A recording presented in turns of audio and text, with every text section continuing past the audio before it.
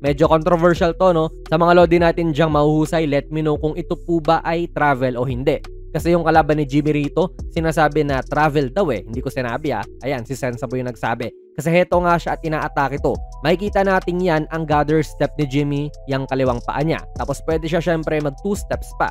So ito yung first step sa kanan. Then yung kaliwa ulit ang second step syempre. Okay na, dapat 'di ba? Dapat po ay titira or ipapasa na ni Butler yan. Pero kasi nagland pa muli siya ng isa pang paa. Kaya rin nagmumukhang parang 3 steps ang ginawa niya.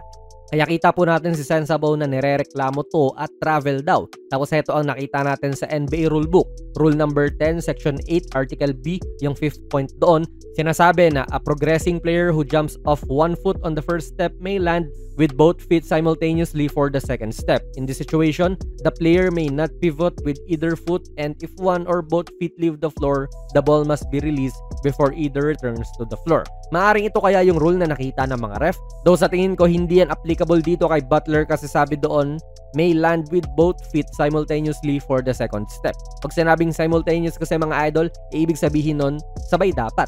At kita naman nating hindi sabay ang dalawang paa ni Jimmy para sa kanyang second step. Again, let me know your thoughts dito mga idol. Wag nyo ako iba siya. Hindi ako yung una nagsabi na travel yan. Si Sensabow yung sisihin nyo kasi siya yung unang nakapansin nun. Pero goods to, walang tinawag si ref.